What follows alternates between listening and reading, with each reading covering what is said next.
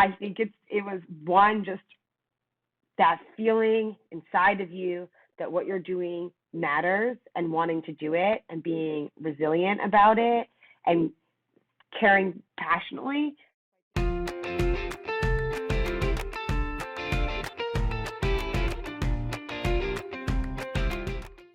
Hi, everyone. It's Kara Goldin from The Kara Goldin Show, and I'm so thrilled to have my next guest here. We have Alexandra Fine.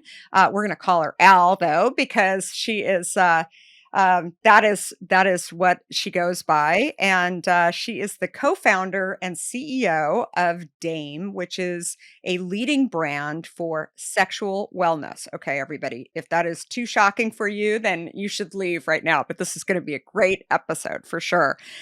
So now famous for their 2016 Kickstarter campaign, which was the first ever for a sex toy for Kickstarter. Alex and her co-founder, Janet Lieberman. Is it Lieberman or Lieberman, you Lieberman? got it. Okay, so Janet Lieberman had the most crowd-funded sex toy to date. And as one of the fastest growing companies in the space, Dame brings much needed education to customers around the world and ultimately end the pleasure gap as well. I can't wait to speak to Al a little bit more about this and all of the stuff that she's doing in the space. So really, really exciting. So welcome. Thanks for having me. Absolutely. So, how the heck did you decide to start this company? Tell me a little bit more about who you were as who was Al as a kid? I mean, what were you thinking you were going to do ultimately? Um, I was a very confident child. I think I'd always been, I usually joke, I tell people I'm horny for life. I don't know if this is the appropriate platform, but I was always, really like if I'm going to do something, I just wanted to, I had big dreams as a little girl. I wanted to be famous. I wanted to do everything and thought I could do everything. And still sometimes think I can. And I think so many things brought me to the work that I'm doing, but I often tell this story of when I was 6 years old. I had a cool aunt that lived in Manhattan, and I got to stay with her over a weekend, and I went and met some of her friends at this party, and there were a bunch of drag queens there who, when you're six, like kids, you have questions and you don't have judgments that are tied to it. And I got great answers about gender and sexuality. I went back to show and tell to my first grade class, explained the difference between being a drag queen versus being transgender, and I got in trouble. And I think that was like the beginning of like there's this thing that's important in the world that we're not talking about, and that just nobody was able to explain why.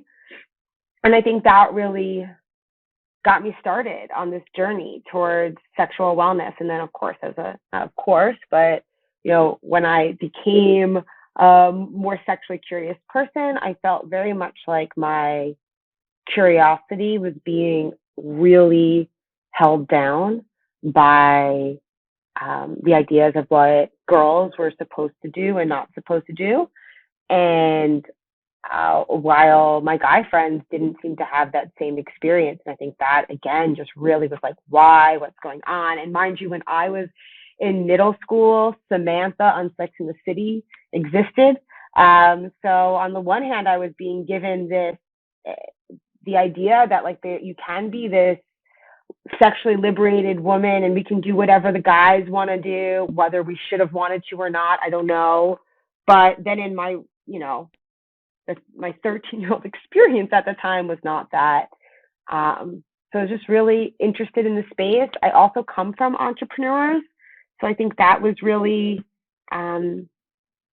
helpful in my desire to start a business. I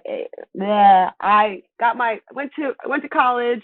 I did psychology, women gender studies, art, and business. And my mom was like, those things don't go together. What are you doing? I was like, I don't know. I was just following my passions and my interests. I got my master's in clinical psychology thinking I wanted to be like the next Dr. Ruth. felt way too impatient to get my PhD. Slash, impatience is generally not a great quality for a therapist. And I ended up working in a consumer goods brand that was 3 people. We sold all natural baby shampoo, which I absolutely loved. And that's when I realized, like, oh, wow, I could really make an impact in the world through business. And where do I want to make an impact? Oh, I've always wanted to make an impact in sexuality. 90% of my friends own vibrators, but the marketing and the innovation still felt very much tied to pornography and this, like, the male gaze, this lewd idea of what sex was supposed to be. There was no brand on Instagram we wanted to follow. So I thought, oh, I could start one. And then I really quickly was also able to come up with such a unique concept that I was awarded a utility patent for it. I met an MIT trained mechanical engineer who was able to take that concept, Eva, and turn it into a reality. We launched it on a crowdfunding site and raised $575,000 in 45 days. And the rest is history, except it's not, I mean, it's all history.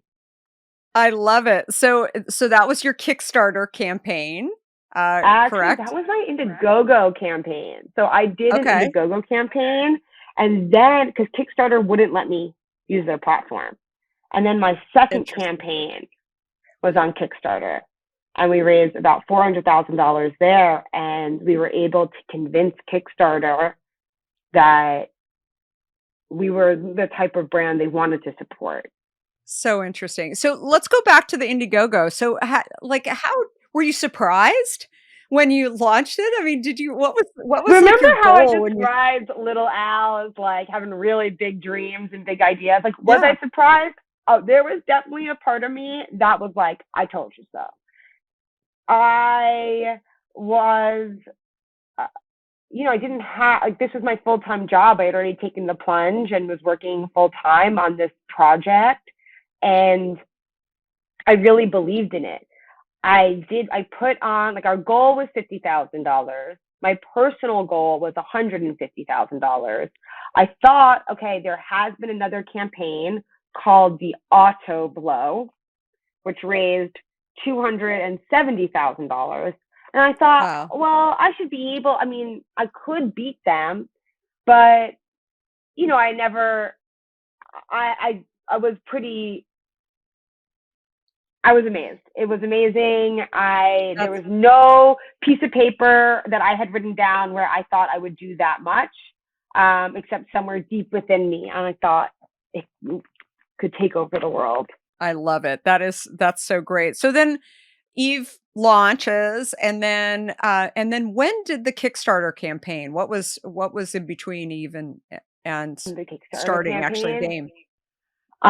So the Indiegogo campaign was for our first prize, Eva. It took us about 6+ months to really ship out. We ended up having 10,000 pre-orders. So it just took a Wow. long time for us to actually ship all 10,000 units. We started shipping them in March and finished in like June, July. There was a lot of just manufacturing, getting the product right.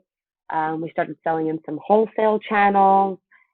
We figured out what our brand was because, at first we were just selling them in these little black boxes.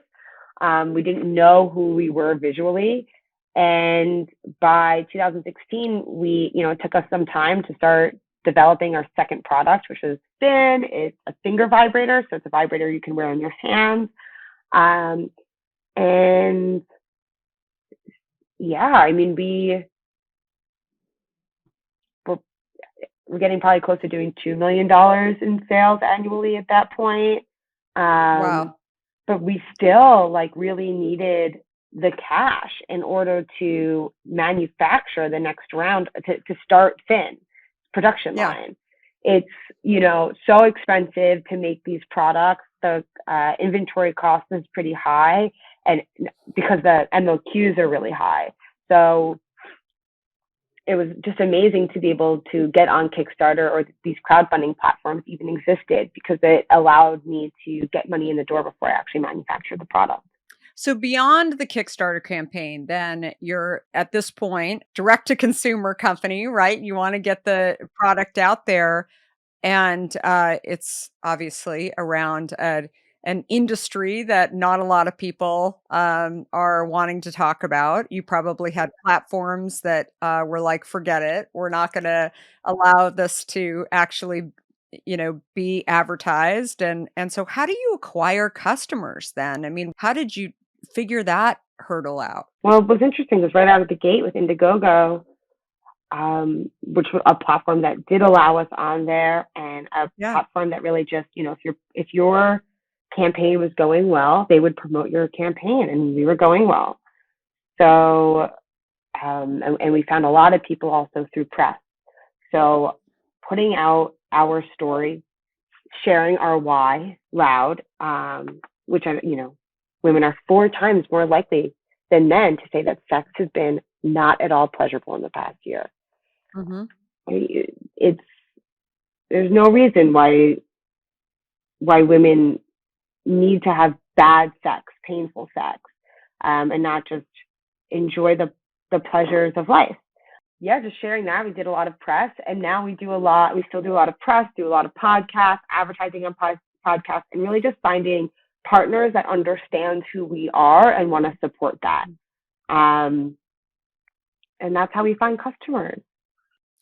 Did you ever run into, kinda hurdles around competitors had been out there, and this product didn't work? Or, just trying to educate and overcome, competitors that maybe had done it wrong or had sort of given a bad name for your industry overall? Yes, in so many different ways. I think it was really less the competitors and more policies and systems that were in place. So pretty much Mhm. sexual vibrators in general were originally targeted and sold to women in women's magazines as like rejuvenating products, like feel Mhm. fresh and young, circulate your blood flow. They were kind of way more in line with what we feel like today is the wellness movement. And then, because of pornography and indecency like laws, they ended up having to be sold through the same channels that porn was sold. Hmm. So it became really synonymous with pornography and kind of the people who were making porn. Um, so there was just a lot of other businesses that didn't want to touch us or sell. I've had banks turn us down. I haven't been able to get SBA loans. I have had so many just challenges, and I do think that there were probably people who had experiences with the industry that made it a high risk industry. But I think it was less that my competitors did anything and more just the taboo and fear we have around sexuality. It's so interesting. So how did you get through those hurdles? You talked about not being able to get an SBA loan, for example. I mean, how did you push through? It's never just one thing. I think, but if I'm going to try and distill it to a few, Yeah. I think it was one, just that feeling inside of you that what you're doing matters and wanting to do it and being resilient about it and caring passionately. So I think that on some of my worst days when I was feeling really down and feeling really indignant about not being given the same platforms as my peers to grow my business and feeling like, everybody's making it harder for me. Woe is me. My husband would be like, yes, and that's why you started the business. And that's so true. Like the taboo is why I started it. And that's what's holding me back. And that's why but it's also why I love what I'm doing. So kind of just seeing that from both sides is really helpful and keeps me doing it. I've also got through it by having really great partners and support and a lot of privilege. There have definitely been times where I called my family and needed a loan. And the fact that my family was able to provide one is a real privilege. Um, and yeah, you just keep on going. I also think that I know that, lots of people grew a business before Facebook existed. They grew businesses before venture capitalists existed. Like Mhm. people have been growing businesses forever. And just because I don't have access to certain things, or it's harder for me to have access to advertising or venture capital dollars, that doesn't mean I can't figure out how to make this work. Yeah. No, definitely. I think that's really critical. I always go back to those early days too when there were hard days, like going back to customer emails. And I would get on the phone with consumers too. And, there were many days when, I would have to hear no from we weren't in the planograms and people didn't know what to do with us because we were not only creating a new product but also an entirely new category inside of an industry. And you know it wasn't a planogram inside of Kroger at the time, and so we would hear no, and I'd say just create a new category for us. I mean, just put us in there, it'll do great, all of these hurdles. And then while I was experiencing that, I would go back to these consumers who would talk to me about type 2 diabetes and how, they basically thought they were really healthy, but how diet sweeteners were actually causing a lot of problems inside of them that, they knew, but nobody was really talking about. And so I can only imagine you would have so many emails from consumers who appreciated your product and wanted to share that with you. Yeah, it's amazing. I don't think it's direct to consumer. I really think it's direct to community.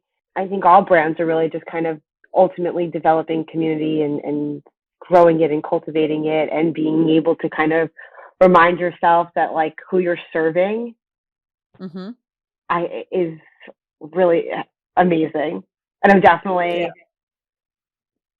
there have definitely been some marriages that have been helped by Dame, and some just so many different stories of people at such different points in their life that what we do has made a difference for them, and it's amazing. That's great. I love it. So you finally got it into, your products into Sephora. That's so exciting. I do you remember that day when you finally figured out that it was gonna happen? God, I cried on the phone with them. It was just Yeah. like I literally teared up on the phone out because it was so important to me to be there in that store in particular. I had written it down as just like a key milestone for a day. I'm like, how would I know that I'm changing consumer understanding of the real health benefits of sexual pleasure? And I was like, oh, if Mhm. I can get these products in stores like Sephora, and I wrote down Sephora was just the one that came to mind. So I'll know I'm doing it. And because it's hard to measure consumer behavior changes and like know if you're making the impact. Um, and so when that happened, I really felt like, wow, I've done something. Like this is changing that. And now other moments where I've changed policy, like getting Kickstarter to change their policy and let us on the platform. That was also a another moment where the brand's impact is beyond the brand. Like we are changing the way these other companies exist in the world and understand this category. Like, I don't know, maybe in 20 years from now, Sephora will have a huge sexual wellness and intimate care section. And that will, all of those other entrepreneurs will have been impacted by something that Dame did.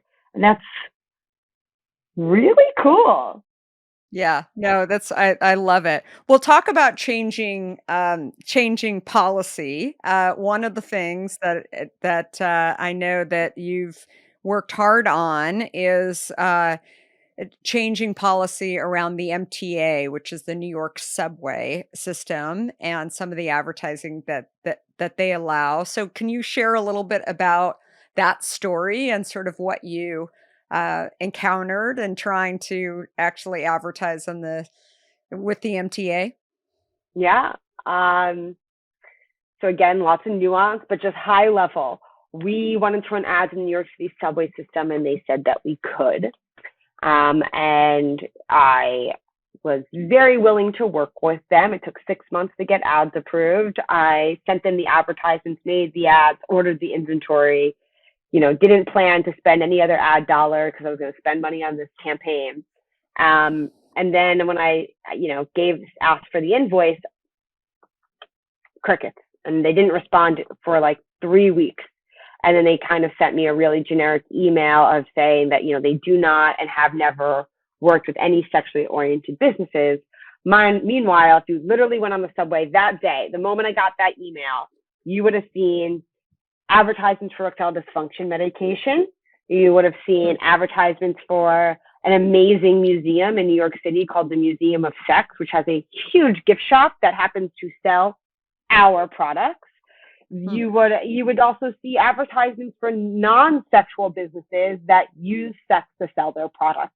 I actually think one of my favorite ads I saw while in litigation and during the lawsuit was an advertisement for a moving company, and it said, "We will move your children's toys and your adult toys too." And they were allowed to run that ad, but I wasn't allowed to run an advertisement actually for the adult products. Mind you, these advertisements were very, they said, one said we made toys for sex, and they said that was fine. I was really willing to compromise, and my goal isn't to make people uncomfortable. My goal is to make people comfortable with it, with a part of who they are that does maybe make them a little uncomfortable. So they wouldn't let me run the ads, and I sued them because they are a government-backed agency. So they need to, if they have a policy, they need to make sure that they're doling out that policy consistently. And they were not. And about 2.5 years later, we were able to run advertisements on the subway.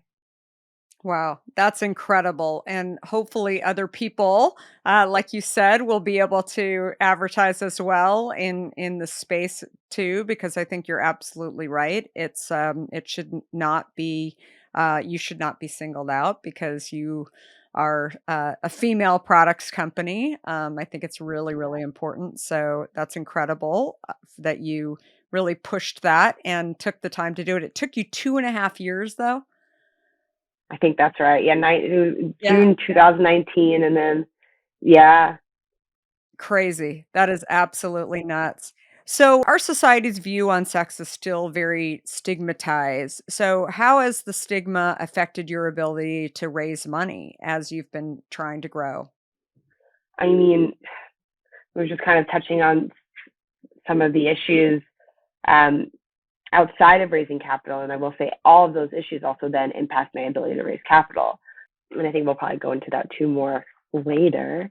But one of the biggest ways is just LP concerns. And so a really common thing that I'll experience is people saying something to the effect, "Well, I know this is fine. Like, I know this is fine, but what will our LPs think? Oh, I know this Mhm. is fine, but,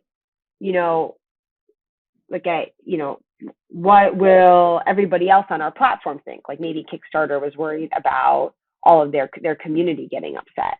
So, I think that that's really what happens with funds when it comes to raising capital. I definitely get, behind the scenes looks or first of all, I just want to start with saying it's really hard to raise capital, period. It's really hard. It's Yeah. hard no matter what. I think it's also especially hard if you're in consumer goods. I think that it is a little bit easier that, or especially in venture capital in the early stages of your business, if it's a SaaS or technology-based product. So those are also true. But when I look at so many of my experiences, I had female partners that were advocating for us and male partners that ultimately were part of the voting against investing in us. And that's just there's something happening there. It's just a pattern, right? Like I'm not, it's not, I don't know. My point is that the taboo, especially around female sexual pleasure, has been hard off in raising money. It's also shifted. It's also changed so much in the past 7 years, and people are so much more excited about it now, and it's really cool. Well, and without you actually, doing the hard stuff right now, it won't get easier. And so I think that there's for you to even be able to say that in the last 7 years it's gotten slightly easier, I think that that's a powerful thing. But is it easy? I can't imagine it is. No, but easier. Like I can definitely think about what it was like trying to raise money in 2015 versus 2020. And it has just each time I get so much more traction. Of course, the business is further along, but also just the amount of time. I've even had funds that originally said, oh, we don't want to invest in this category, And now they say will. that's not a problem anymore. That's great. I love it. So one of the things that I always ask our guests is to share a story where they've really hit a challenge or, you know, they had those days. We all have had them as entrepreneurs and leaders where we're not sure how we're going to get through, and then we do. And can you sort of share one of those stories? Yes. So in 2018, I was running advertisements on Facebook, and I was kind of getting around the policy because we weren't allowed to promote sex toys by promoting myself as an entrepreneur. Saying like, thank you so much to the New York Times for featuring me, and then linking to the New York Times article, or same thing with like BBC or W Magazine. And that was great. I was making lots of money. It was scaling. I was ordering more product because it was going so well. And then all of a sudden, Facebook started shutting off the ads, saying that the New York Times article was inappropriate because the New York Times article talked about sex toys. So all of a sudden, I had all this inventory coming in. I run advertisements in the main place I was running advertisements, and I was in a real cash bind. And it sucked. It sucked a lot. It sucked for the growth manager who I had just hired to take over running the ads because it was going so well. Talk about being in a tough position, and that was really challenging. Raising capital all of a sudden was really challenging because my numbers had gone down. They're like, oh, we're going so well. What happened? And it's like something that's a little bit outside of my control. And I don't know, it was really tough. It was tough. There were nights where my husband woke up to just me like kind of sitting there crying in the bed. Trying to figure it out. And how did you get through it then? A little bit. I mean, that later that year, the Megyn Kelly Today Show picked us up and did a story about us, and that was Hmm. huge for our sales and helped us get through some of the inventory that had just come in. Hmm. And we adjusted the business, and I think that there have been moments where we have had to call our manufacturing partners and figure out payment structures that weren't what the payments we had originally agreed to, and it's something like I never ever want to do, but I didn't even know I could do that. And then you realize, oh, we're partners. They don't want me to go out of business. They want us to figure this out together. And we were able to just like kind of pull in everybody that was going to be impacted by it, say, hey, this is our situation. We're working really hard doing X, Y, and Z. How can we make this work and beneficial for all of us? And that helped us get through it and started rebuilding our marketing channels. So, okay, we were spending like $200,000 a month on ads here, and we can't spend them there. Like, where else can we try spending money?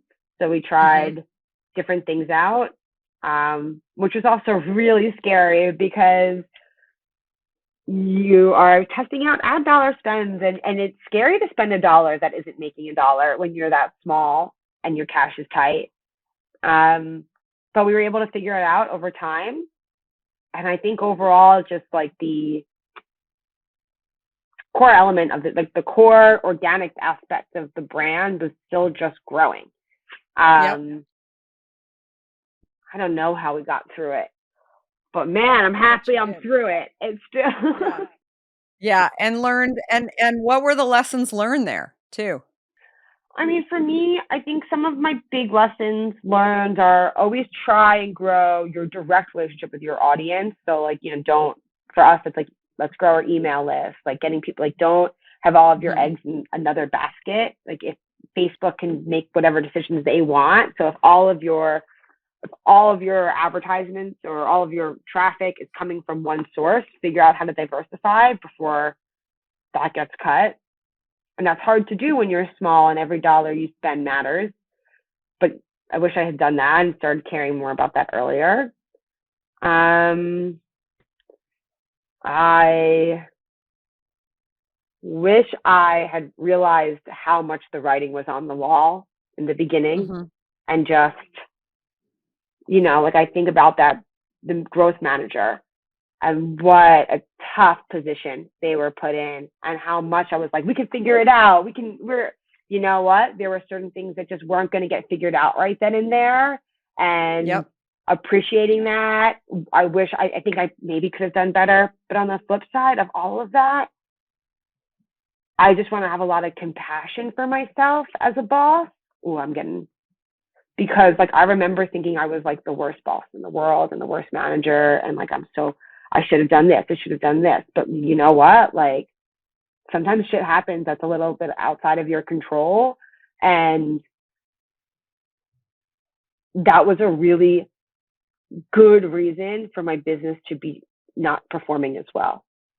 That wasn't anything to do with like the fundamentals of my business. Like our product didn't suck, it wasn't like our organic traffic was continuing to grow. And I can't control everything. So Yep. I guess that's another lesson is just to be compassionate as you learn your lessons. No, I love that. It's great. So, Al, where can people buy Dame products besides Sephora? And where's the best place? The best place is dameproducts.com. Okay. Yeah, we sell vibrators, lubricants, body positions and pillows, arousal serums. Our focus really is on helping people connect more deeply to their pleasure and their intimacy. And we want to do that in a way that, truly just feels good because feeling good is what it's all about.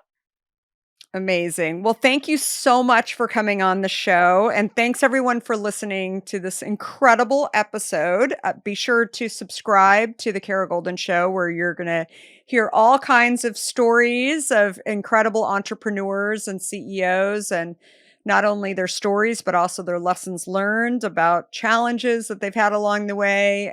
As I always tell people, it's not a straight line. There are many zigzags along the way, and I think definitely Al has shared many of those. So, just a reminder, I'm on lots of platforms and at Kara Goldin, and pick up a copy of my book, Undaunted, where I share many of my zigzaggy challenges along the way as well. We're here every Monday, Wednesday, and now Friday. And thanks everybody for listening. Have a great rest of the week. And thanks again, Al.